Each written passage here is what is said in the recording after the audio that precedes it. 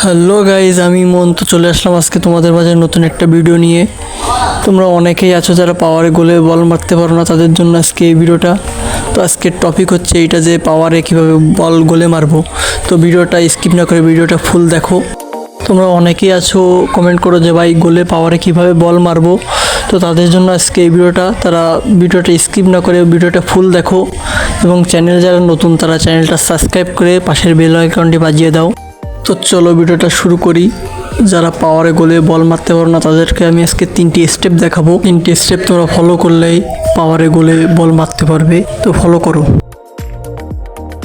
তো step number 1, আমরা অনেকেই এখান থেকে বলটা মারিতে এখান থেকে এটা পাওয়ার শট হবে না। তো পাওয়ার মারতে গেলে আমার এখান থেকে এটুকু জায়গা লাগবে, এখান থেকে মারলে পাওয়ার শট হবে। তো তোমাদের আমি একটা মেরে দেখাচ্ছি, দেখো তোমরা পাওয়ার শটটা কেমন হয়েছে সবাই কমেন্টে জানিয়ে যাও। স্টেপ নাম্বার 2, যে বলটা আমরা কোথায় মারবো।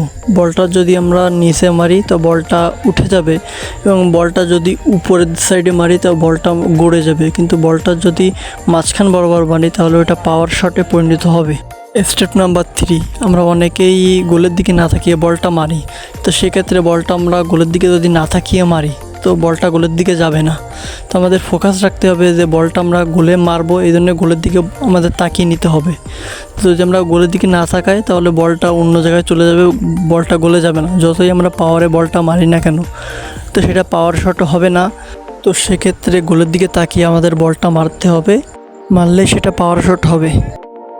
এই 3টি স্টেপ যদি তুমি ফলো করো তাহলে তুমি পাওয়ার শট মারতে পারবে এবং এলাকায় তোমার ছোটো ভাই বেড়াদেরকেও শেখাতে পারবে, নিজেরাও পাওয়ার শট মেরে অন্যদেরকে দেখাতে পারবে।